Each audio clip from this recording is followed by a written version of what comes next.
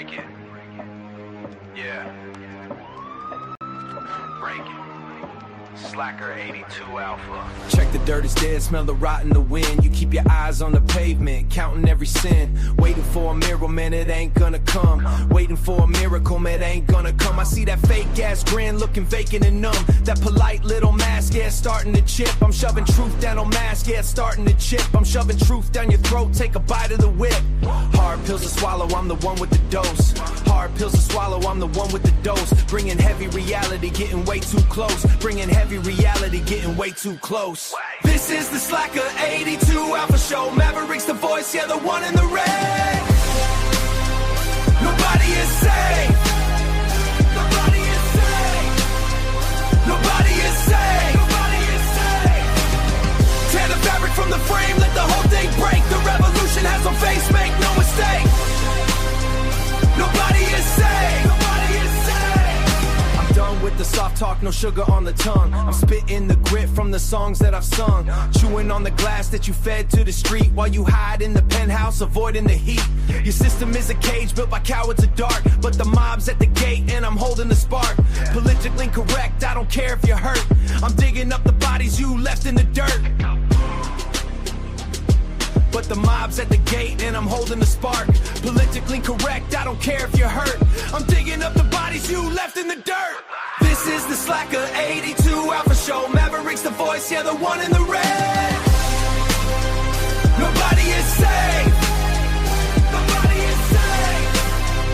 Nobody is safe. Nobody is safe. Tear the fabric from the frame, let the whole thing break. The revolution has no face, make no mistake. Nobody is safe. Nobody is safe. Spit it out. Spit it out. Yeah. Spit it out. Tear it down. Tear it down. Tear it down. Spear it down. Spear it down. Tear it down. Nobody is safe. This is the Slacker82alpha Show. Maverick's the voice, yeah, the one in the red. Nobody is safe. Tear the fabric from the frame, let the whole thing break. The revolution has no face, make no mistake.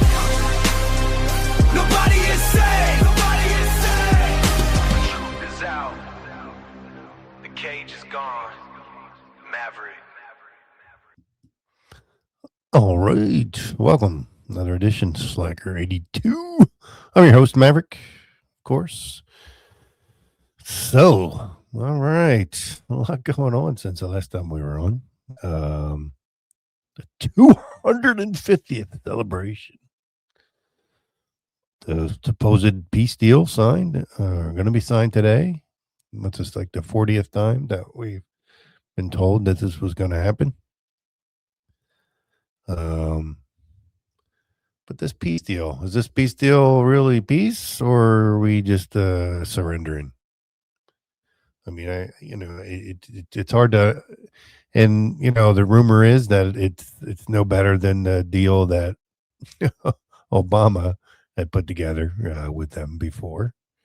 I was reading this. I wanted to read this real quick here. It was a post on, I don't know, Facebook or X. Somebody posted. It said, "Did Trump essentially end up negotiating a version of the same deal Obama was condemned for pursuing?" That's the question more people are starting to ask. For years, Americans were told Obama empowered Iran through the sanctions relief and incredible instability through diplomacy and compromise. The Iran deal became a symbol of weakness, appeasement, and surrender in the eyes of critics. But now, after months of escalation, missile strikes, attacks on bases across the Middle East, threats around the Strait of Hormuz, rising gas prices, billions poured into military deployments and weapon systems, and the conversation appears to be circling back towards something very familiar. Nuclear limitation, negotiation, unfrozen assets, regional de-escalation, shipping lanes reopened, a deal framed as peace through strength. Escalate, threaten, collapse, food of the flood the region with military hardware, watch oil markets panic, then eventually return to diplomacy under a different slogan. And if both hands ultimately led back to the similar negotiation anyway, then what exactly was all the destruction for?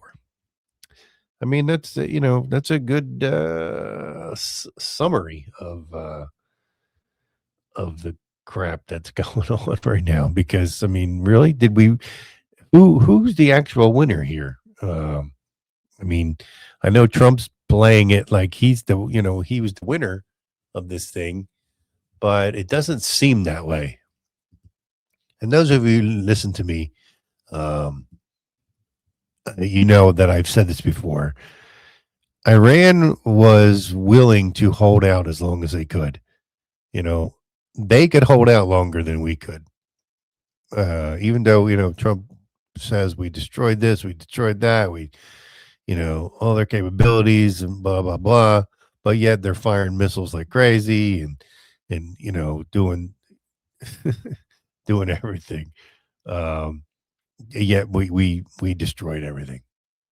I was looking to see, because Iran's saying one thing about the sign, the peace deal being signed and what was in it, and then Trump saying something completely different. So you got to wonder who is. It says points of contention and diverging narratives. All right. It says U.S. position demands the complete dismantlement of infrastructure and total removal, destruction of highly enriched uranium stockpiles. And then Iran's position seeking to retain a civilian nuclear program and downbend its enrichment side, the country rather than, inside the country rather than surrender. Financial relief, it says U.S. side insisted is a performance-based deal. No frozen assets or sanctions relief will occur until Iran executes its obligations. Iran claims the draft guarantees immediate suspension of oil sanctions and release of $25 billion in frozen assets upon signing. U.S. mandates Iran permanently cease all funding to regional proxy networks and designated terrorist groups. And Iran stressed that the deal is primarily a non-aggressive pact to stop the war and protect regional allies.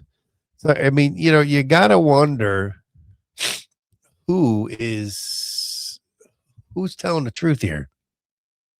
I mean, because let's face it, Trump's lost all credibility, because this is like the 40th time that we were going to sign something. Then something happens and we don't sign. And I don't know.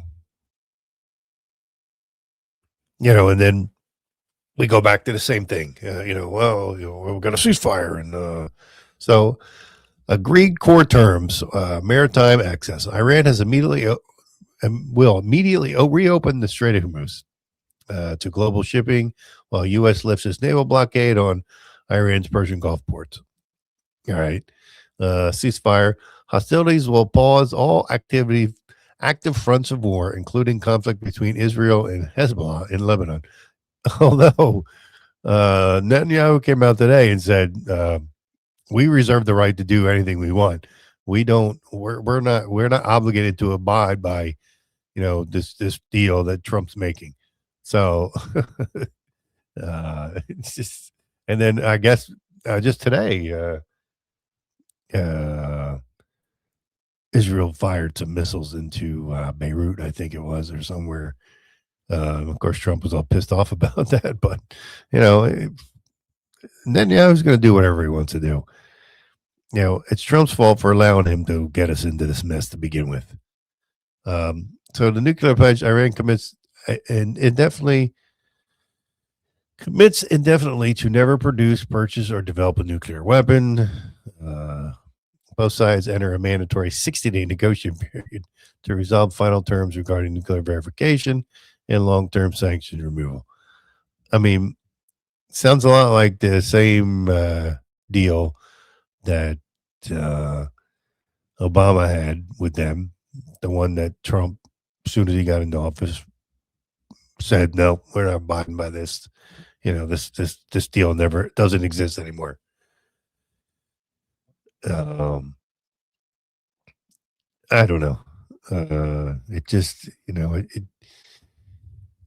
then, like I said, I mean, Iran saying one thing and Trump's denying. Saying, oh, I think Trump said, let me see if I can find it around. Trump denies Iran's account of deal terms, decries new drone attack. Claim. Okay, so let's see. Donald Trump denies terms of war-ending deal that have circulated in Iran's state media. Now, the thing is, you got to look at this. Why, if it's not true, then why would Iran say it? I mean, what are they gaining by saying the terms are different than what Trump is saying? I mean, they've been doing it all along. Every time Trump announced something, they'd come out and say, "No, that's not true. We're not agreeing to that, or we're not following that, or whatever." And then it's the same thing.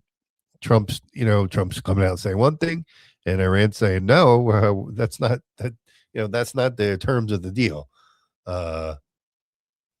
Trump said what they said includes their weak, pathetic statement on having a deal bears no relation to the truth. Trump said in an angry Truth Social post. The 14-point document reportedly includes a commitment from Iran to reopen the strait within 30 days. Now listen, reopen a strait that was already open before we bombed them. I mean, people seem to forget that fact, that the strait was already open. Ships were flowing through there, absolutely no problem. No tolls were being paid, none of that crap. It was just, ships were flowing. We bomb them, and they closed the strait, which we knew they would. But Trump decided to overlook that fact, that was going to happen, even though his aides and everybody were telling him, if you do it, they're going to do this. Sure enough,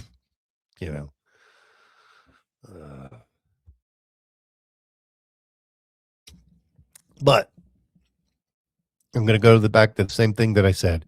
Trump, every time he says that there's going to be a deal signed, that there's a deal reached, what happens to the stock market? Same thing that happened on Friday. Global stock market surged on Friday on hopes a peace deal would be reached. He has to keep saying it, and I've been saying this all along. I've been saying this for a while now. He has to keep saying these things in order to keep the markets stable.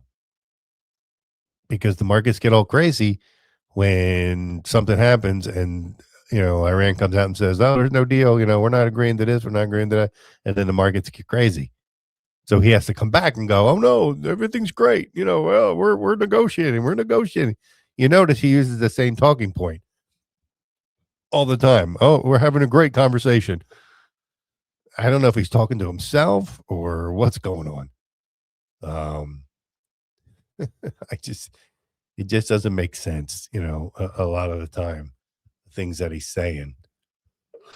President Trump on Friday insisted in terms of the war-ending deal that have been circulating in Iran state media have nothing to do with the terms that we have agreed to in writing.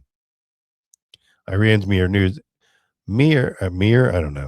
agency had reported that the draft deal included a commitment from the U.S. to lift all sanctions, and final negotiations will begin. That final negotiation will not begin until half of Iran's frozen assets are released and naval blockade ends. The deal also included a pledge from Iran to open the Strait of Hormuz within 30 days, among other talking points, they reported. Now, that's coming from Iran, that part. So, which I believe. I believe that. I believe what they're saying is true. And then Trump came back and said, what they said, including the weak, pathetic statement having deals, bears in relation to the truth. With them, there is no such thing as dealing in good faith. But in one breath he says that, and in another breath he's saying, "Oh, they're dealing. They're negotiating wonderful. We're negotiating with really good people. The other day I was listening to him saying that the people that are in charge of Iran now are 10 times better than what was in there, and and they negotiate in good faith, and now he's saying that. So he says one thing and talks out his ass and says something else. It just doesn't make any sense. So you don't know who to believe. I mean, of course, the hardcore Trump fans are believing Trump, but even them, you have to, even if you have half a brain, you have to question the motives here and the reason why he says and does the things that he does. And like I said, a lot of it has to do with the markets. He has to keep the markets stable, because if he doesn't, we're going to have problems, more problems than we already have in this country. I don't know. Let's see. What was this other one here? U.S. peace deal with Iran in question as Israel strikes Lebanon. Trump warns not to blow it. So, in anticipation of the deal to stop the war in Iran, the Strait of Hormuz hangs in the balance as Israel and Tehran backed Hezbollah and Lebanon trade strikes. So that's what I was saying. I mean, now that Israel is striking Hezbollah, and part of the thing that Iran wants is the ceasefire to include that, and Israel's saying, well, we're not abiding by that. We don't have to. We do, basically we do what we want. So Trump's saying one thing and everybody else is saying other things. It's typical, it's normal. So I don't know. It's just so ridiculous. So we'll see. We'll see. I mean, according to Trump or whoever you listen to, the deal is supposed to be signed today. We shall see how that works out, because I don't believe it. I won't believe it until I see it, and then I want to see the terms. You know what I mean? Which, if they don't favor the United States, you can guarantee that we're not going to see the terms of this deal, because he's not going to let it come out, because then the American people will know the truth, that he caved and had to give in, which we already know that is the case. We know that the longer this drew out, the less power Trump had over Iran, the less leverage he had over Iran to get them to do things and to agree to stuff. And Iran knew the longer it drew out, the higher advantage they had to get Trump to cave and give in on things that they want. And that's what we're seeing right now. I know some of you out there are going to not agree with me, but, hey, what else is new? I mean, you just got to accept the way things are, and it's just the way it is. I mean, we're not being told the truth, and it's bad when you have to believe, you tend to believe Iran government over our own. But our own government has lied so much. This administration has lied so much and tried to hide things. And I mean, the way this whole thing started over, they had the capability within 2 weeks. They were going, they would have a nuke. And then even Tulsi Gabbard came out, July of last year, I think it was. I don't know exactly when it was, July or August, and said they didn't have the capability. So who's lying? You know what I mean? I don't believe that they had the capability. And even if they did, they don't have the capability to reach the United States. Yes, they can reach assets in other countries, or, troops and things in other countries. But it wasn't that. It was, we were told that the reason we had to go attack them, even though, mind you, they were already in negotiations with the United States. They were negotiating with the United States about their nuclear ambitions and stuff like that, and which was negotiating in good faith. They were, and then even during the negotiations, we bomb them. So, and then say, they were going to nuke us. They were going to have a nuke. No credible evidence was ever thrown out there to show that. It was just we were supposed to take Trump's word for it. And most idiots, the hardcore Trumpers, are going to say, "Oh, well, Trump said so, so it must be true." No, it doesn't have to be true just because he said it. I mean, you got to wake up at some point. You have to wake up and realize that this guy isn't always telling the truth, and the sooner that you do, but I understand it. I have people close to me that are hardcore Trump people and will never disagree with anything he does, never disagree with anything he says. And if you say anything bad to them about him, you're the bad guy. Oh, and trust me, I've been labeled everything you can possibly think of, because I don't care. First of all, I speak the truth. I speak it as I see it. I say things that other people are just afraid to say. And it doesn't always make me the popular guy, but I'm not in this to be the popular guy. I never was, and I'm in it to speak my mind and say what I think. I'm not saying I'm always right. Trust me, I've been wrong on some things, but I'm not saying I'm always right. But on this one, I think we're being played. I think Iran played Trump, and Trump got backed into a corner and realized that Iran wasn't going to just roll over and play dead and let him come in and do whatever he wanted, and once he realized that, then it was, what do we do now? We got to keep telling the American people we're winning, to keep the support for him about this war. And the only people that were supporting him were the hardcore MAGA people, and it's just to be expected because they can't see past their own nose with him. They just can't. They just can't see anything past, and he does no wrong.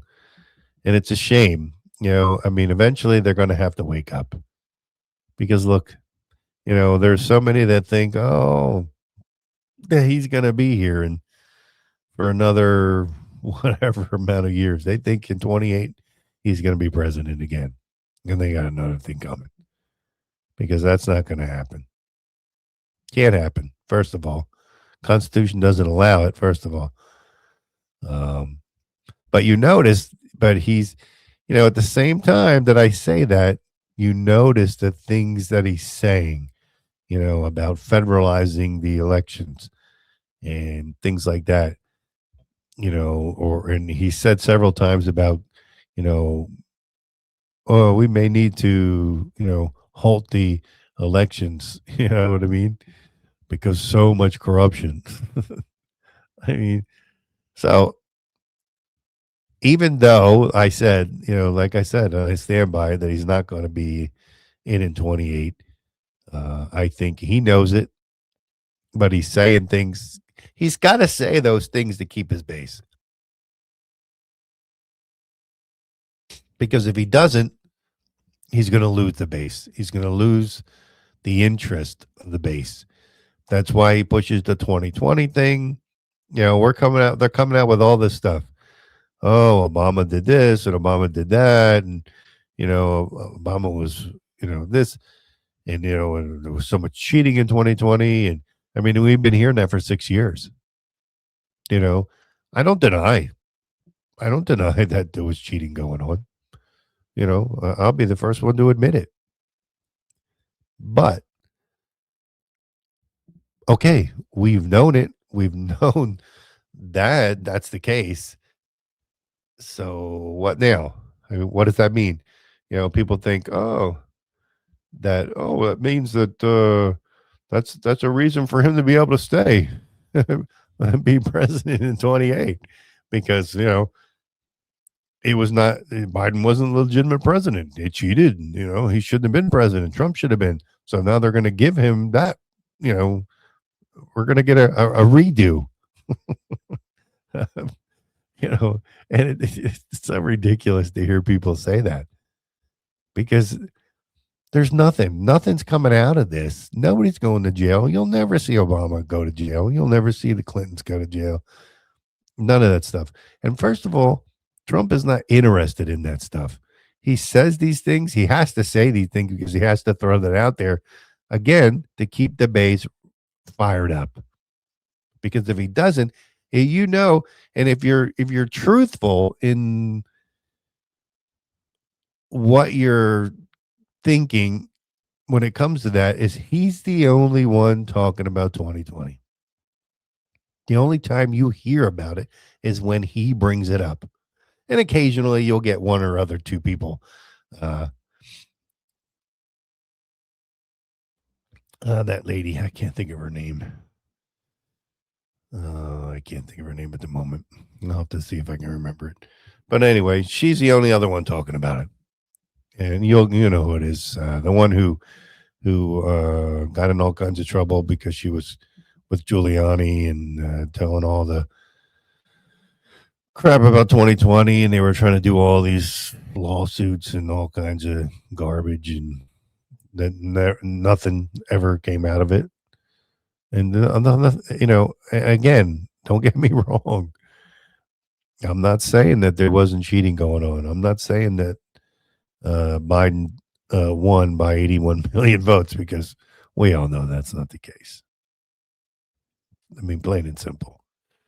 But there's nothing to get done about it. And then, people, he could even be president longer because Obama shouldn't have been president either because he wasn't born in United States. And, that should ended a long time ago. Obama's gone. Biden's gone. I mean, we need to move on. I'm so sick of hearing the 2020 bullshit. We've been hearing it for 6 years that we have all this evidence and we have everything we need to take everybody down. And we've been hearing that since 2020. 2020, 2021, we heard we got everything. We can take everybody down. We're going to take everybody down. Mass indictments are coming. I've heard, I don't know how many freaking times I've heard that. And then what happened? Not a damn thing. We haven't seen one person go to jail. None. So, all right, let's talk about this America's birthday, 250th birthday. Yeah. I don't know. I mean, for me, this 250th birthday has nothing to do with the country. I mean, what he's doing, this so-called celebration that he's running, and that every state is going to be represented, and every state's going to have a fair and all this other garbage. I mean, let's talk about this 250th. I forget what the group's called. Let me see if I can find it real quick. I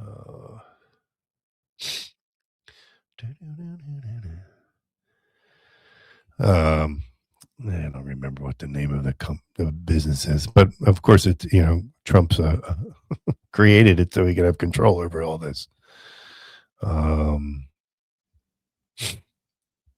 Let's see if I can find it here.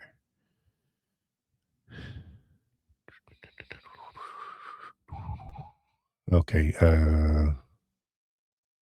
Freedom 250, is that the company that he created to handle the organization that he created?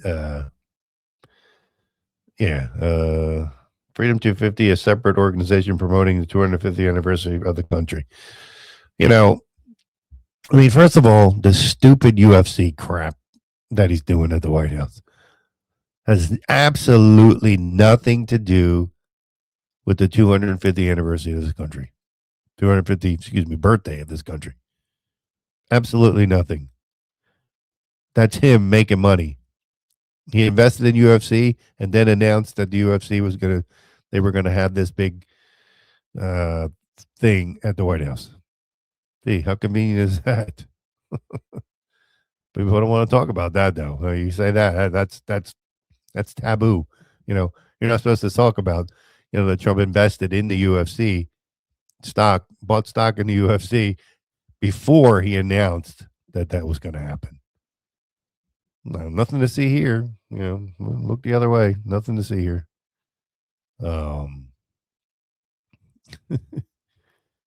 I see that the UFC fighters will receive a bonus in World Liberty Financial crypto called stablecoins. Now, who owns Liberty Financial? Just happens to be Trump boys and Steve Wickoff's his kids too. So they all own it together.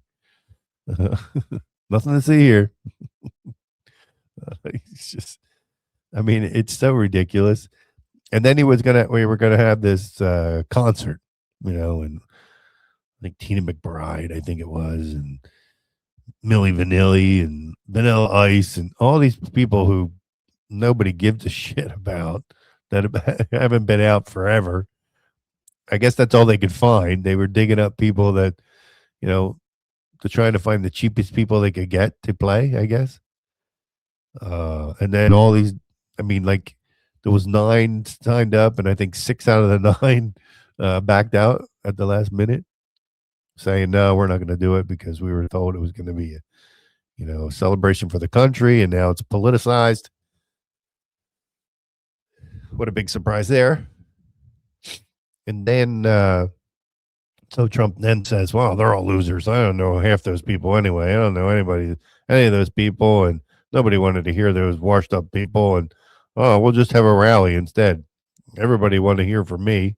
Yeah, that's what we need. Another friggin' rally to hear him talk about himself, and bolster himself, because that's all he does when he's at a rally. That's all he talks about is himself. He doesn't talk about things of any I don't know. I forgot. I lost my train of thought there. But yeah, he only talks about himself. And who the hell wants to hear that for 90 minutes or whatever, however long he'll talk. It's just, it's the whole thing is ridiculous. And it just happens to be, well, it's not a coincidence, that he picked it for his birthday the same day, so all this shit's happening on today, his birthday, June 14th, which is Flag Day, but nobody's mentioning that. June 14th has always been Flag Day, but now because it's his birthday, that he turns 80 years old, and he has all this crap planned and acting like it's something for the country, but he's not doing. Trust me, this guy doesn't do anything like this for the country. This should be a celebration for our country, the United States of America, 250-year-old. Now, obviously, July 4th would be the actual 250th, but he decided to make it on his birthday because it's all about him. Plain and simple. It's all about him. It has to be about him. Every other president who when it was 1976, I forget, Carter or whoever it was, Ford, I don't know who was in office then, and before that, it's always been about the country, and this time it's not, and it should be. This 250th year should be. This thing should be about the United States. UFC. What the hell does that have to do with anything with this country? Zero. Absolutely nothing. And him having a friggin' political rally for what? Who wants to hear that other than the idiots who swear by everything he does and says? I mean, nobody else wants that. I mean, they filled this arena because, with the majority of it is military people. And then the stipulation in order to get tickets when you're one of these military people was you had to be a certain height, weight. You couldn't be overweight because God forbid, I don't know, God forbid an overweight person is watching the UFC. you know, I mean, you can't make this stuff up. It's so ridiculous, the stupid stuff that they came up with for this. I know all you guys out there, some of you are going, oh, I love the UFC. What are you talking about, man? This is America. Yeah. Yeah, no, it's not. Bullshit. Nobody gives a shit about the UFC crap. Sorry, that's just my opinion. Because I don't give a shit about it. It's not supposed to be about Trump. It's not supposed to be about anything but this country. And Trump made it all about himself. And it's a shame. It's a shame that that's his ego. His ego is so big and so, that everything has to be about him. And it's a shame. It's a shame that at this important occasion for this country, and he's using it to celebrate his birthday. Celebrating his birthday under the 250th year birthday of the country with the stupid UFC and the stupid rally and all the other garbage that he's doing, destroying the grounds of the White House for stupidness.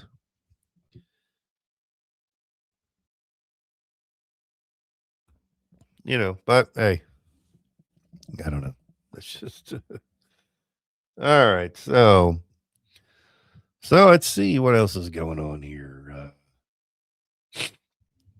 So it looks like they removed his name off the Kennedy Center. Kennedy Center says it has fully removed Trump's name from its building. Kennedy Center has removed Trump's name from its building. Its executive director said on Saturday, erasing symbolic fixture of the president's remaking of Washington, D.C. Cruz placed a tarp over the signage Friday, blocking any view of progress, which was stupid. They were told to put up a tarp, and so people couldn't see them removing the name because they didn't want people were there filming, and taking pictures, and they didn't want people seeing that while they were taking it off. Really? I mean, that is the dumbest thing I've ever heard. So it says Cruz placed a tarp over the signage on Friday, blocking any view of progress made on the removal of Trump's name. Tarp was still there on the building's facade Saturday after executive Matt Flocka said the Trump's name was taken off to abide by the judge's ruling. The removal marks a blow to Trump's bid to control the Performing Arts Center and his broader effort to put his stamp on the nation's capital. His takeover of the institution, a memorial to former President John F. Kennedy, began in the early days of his second term when he gutted the existing board and installed loyalists. It already had a name. It was named after a great president, John F. Kennedy. But Trump couldn't handle that. So he decided, let me put my name. So he wanted to name it it's a Trump Kennedy Center. Of course, his name even had to be in front of Kennedy. I mean, that's how ridiculous this guy is. I mean, I'm so sick of that crap that he's putting his name all over everything. They're creating a $250 bill and another nonsense thing because why do we need a $250 bill? People are struggling to put food on their table and put gas in their cars, and we're coming out with a $250 bill with this friggin' picture on it. I mean, come on. He doesn't think, and that's a shame, and I hate to have to always come on here and talk bad because I wish I could come on here and say some good things that he's doing. But right now, since this term started, he hasn't done anything good. And I knew it.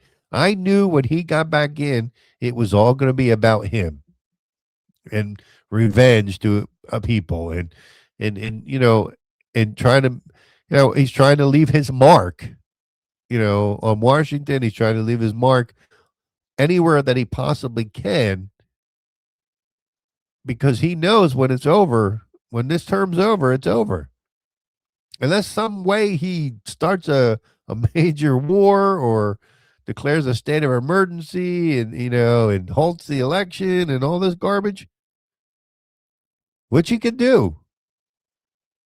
I think it would be a huge mistake, but I don't know. So yeah, so his name's removed off the building. He's pissed off about that because he wanted his name on there, and calling the judge a loser, and his wife a loser, and I mean everybody's a loser when they disagree with him.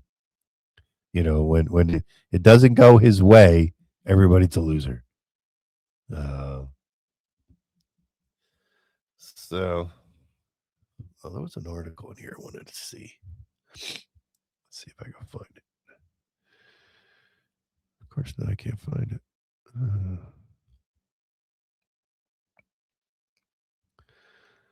What is this?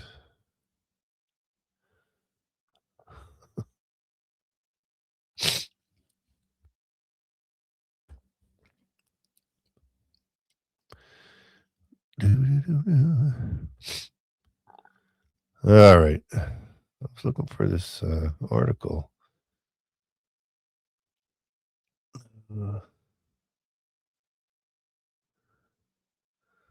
I can't find it. Crap. No, I should have marked it. Let's see if I can find it real quick here. But so I'm sure some of you will be watching the UFC crap. I mean, I was never into UFC, so I don't really give a crap about that. Doesn't really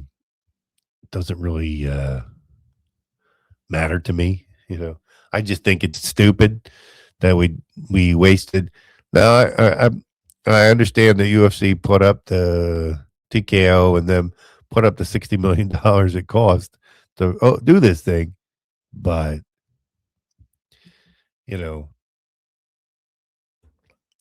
what's it costing the American people? What's it costing the taxpayers for all this extra security? Because now you got to have all this extra security. You got all these other agencies involved that have to, somebody has to pay them all this overtime and everything that they're getting.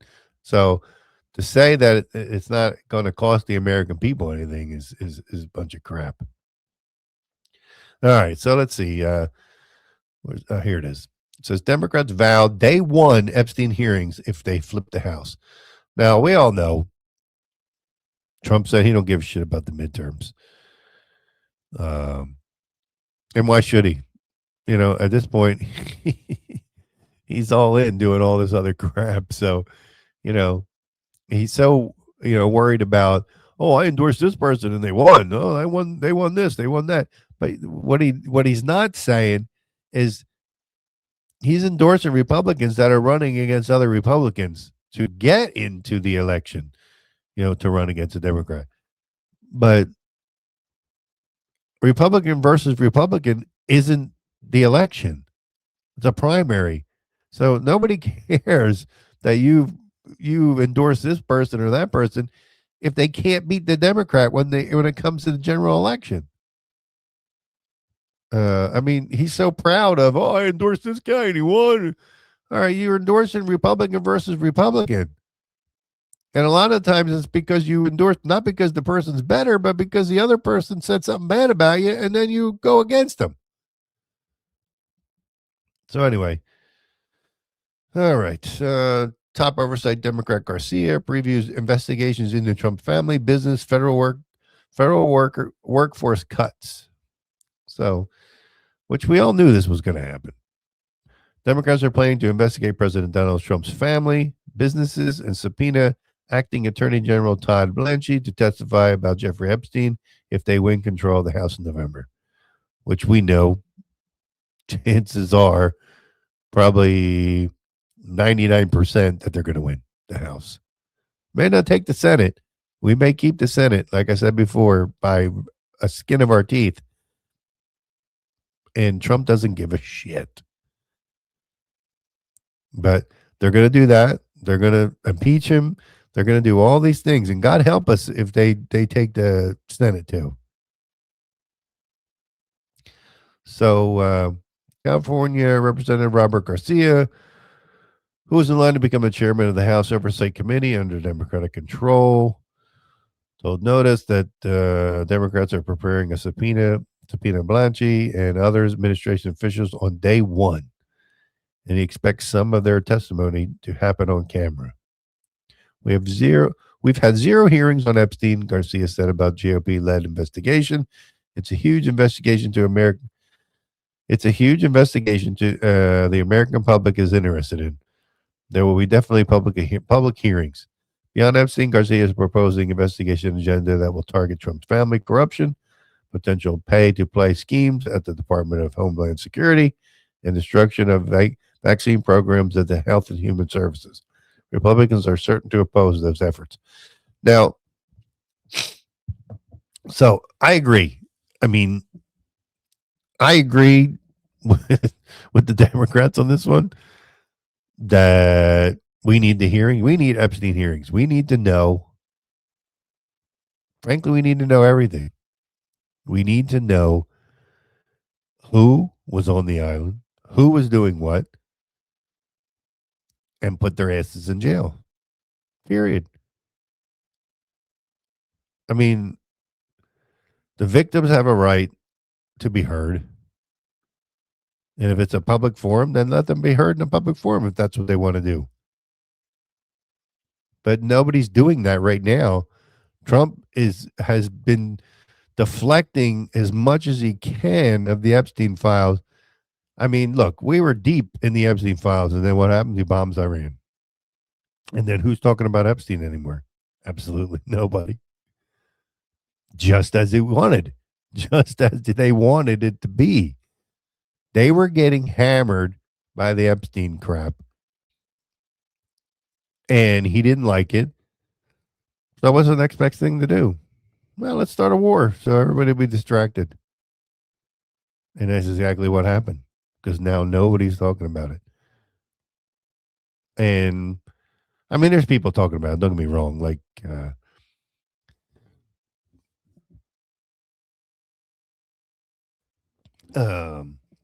what's her name? Marjorie Taylor Greene and Tucker Carlson and Candace Owens and Alex Jones and Megyn Kelly. Well, Megyn Kelly, I don't know what the deal is with her. One minute she's bashing Trump and, and talking, saying this and that. And then next minute she's praising him, kissing his ass. So with her, I don't know. I don't know if she just couldn't stand the pressure that she was getting and just decided, well, all right, I'm going to flip back to Trump. So, I mean, Megyn Kelly, I don't give a shit about her. I never have. But I just thought that was interesting because I saw her the other day, praising Trump. And I'm thinking, well, just not too long ago, you were saying all kinds of stuff about him, and now you're praising him. So, but anyway, yes, the Epstein files need to come out. Everything needs to be out there. We haven't been given everything. It's been hidden. They've been protecting these pedophiles because of who they are and who they're friends with. And you know what? That all needs to come out. Period. Let the chips fall where they may.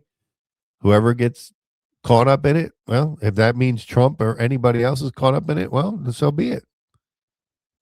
Do I think that Trump was involved? I think Trump knew more than he acts like he does. I think that he knew more about what was going on with Epstein than he's leading on. Does that mean he's a pedophile?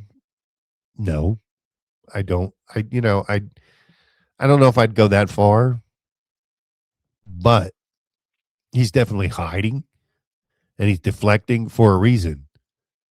And we need to know that reason. We need to know who he's covering up for. Doesn't matter who. Let's go. But we'll see. We'll see how that works out. Um, I said if the Democrats get the House, and God forbid they get the Senate too, there's going to be a hell to pay. Trump's rest of his time in office is going to be spent deflecting and fighting all these things, and nothing. I mean, nothing's getting done now. I was about to say, well, nothing will get done, but nothing's getting done now. We have the House, the Senate, the presidency, and not a damn thing getting done. Absolutely nothing. So, I mean, if you can tell me something that we have done so far that's good, we haven't done shit. He's screwing our party. He's screwing Vance out of the chances of being elected as president. And Vance knows it. That's why there's rumor that Vance is not going to run in 28. Because he knows that he's being screwed by Trump. And he can't go against Trump right now because he's still got another 2 years, a little more than 2 years to go with him. So he can't come out and go against anything that Trump's doing. So he has to go out and, act like he's supporting everything that Trump's doing, even though that he doesn't support it. Look, everybody said, "Oh, Vance, likes Trump." Well, we go back and look all the way up until 24. When did Trump? 20, 25? I don't know. All the way up until 24, Vance was saying bad things about Trump, that he shouldn't be president, that this and that. I mean, it's all documented. I mean, it's not me saying it. You can go and find it on the internet. That Vance was not a fan of Trump, and then all of a sudden, we do a complete 180, and now he supports him, and because he wanted to be vice president. And at the same time, you can't blame him. I mean, look, if he get asked to be vice president, okay, well, yeah, I like him. I'll change my point of view to be vice president. But now he's realizing that the more things that Trump does, he's screwing his chances. Everybody's saying, "Oh, well, Rubio's polling higher than Vance." I mean, I look. Don't get me wrong. I'm not a huge Vance fan. I mean, one, I really don't know that much about him, but I haven't seen him do anything since he's been in office. I haven't heard of him doing anything. And then Rubio. I'm not a big fan of Rubio either. Should he be president? Probably not, in my opinion. He's good at what he's doing right now. He should stay what he's doing there. I think there's other people out there that will come out eventually and say that they're running in 28. I think we're going to get a group of people running in 28. And I've always said in the past, I've said, I'd like to see DeSantis run. Let DeSantis run for president and let Rubio be vice president. I'd be all right with that. But we'll see. I mean, some people don't like DeSantis. Look, DeSantis done a hell of a job here in Florida. Absolute hell of a job. No complaints. I mean, in the beginning, I did complain about him. I didn't like him because he was so far up Trump's ass and trying to be Trump-like that it wasn't good for him. As soon as he broke from Trump, and as soon as he started doing his own thing, oh man, I love the guy now. I mean, the guy came out and started doing things his own way and he's done great things for Florida and still doing great things. And it's a shame that his term's going to be up soon. And I hope that we get somebody in. This Baron Donalds crap, I hope that guy doesn't get in. I hope Florida's smart enough not to vote that guy in, because that guy is an idiot. And he's not anything good for Florida. There's another guy, and I can't think of his name right now, but I heard that he is more DeSantis-like. So we'll see. Excuse me. I don't know what his name is, and I can't think of it at the moment. I thought I had it written down, but I don't see it here. But I heard, that he's more DeSantis-like, and that's what we need. We need somebody who's going to pick up where DeSantis left off and keep Florida going in the right direction. But so it'll be interesting. It's going to be an interesting time to see how these things play out. How these races play out. But, well, I guess that's going to be it for today. I don't think I have anything else. I think so. I think that was everything I wanted to cover today.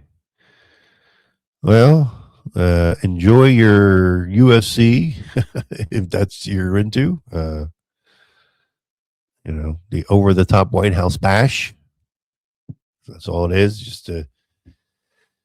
It's a look at me, Trump. Look at me. Like him going to the. Sorry, I know I was going to end, but when he went to the Knicks game, that was they was getting booed. Well, the people really like me in New York. Oh, they showed you how much they liked you. And then people say, when he fell asleep, oh, he wasn't sleeping. He was looking at the monitor down in front of him. The guy was sound asleep. I mean, come on. He's 80 years old. He's tired. Look, I've said it before, and I'll say it again. I don't know why anyone in their right mind at 80 years old would want to be president of the United States. I mean, it just doesn't make any sense. Because why? You don't have much of your life left. Why are you going to put your body and your head and your mind and everything, all that pressure and stress when you're that old? Why? For what reason? It's not love of country anymore. I believe that in 2016 when he ran, that was love of country. I believe he did it for that reason. And I 100% agree that this term is not the same thing. It's give me all I can get. Let me get the most I can, make the most money, let my family make the most money, and my friends make the most money, period. End of story. And I'm going to leave it there. Because that's the way I see it, and I'm not the only one who sees it that way. All right. That's another edition of Slacker82. I'm Maverick. I'm out of here. Check the mic. Break it. Yeah. Break it.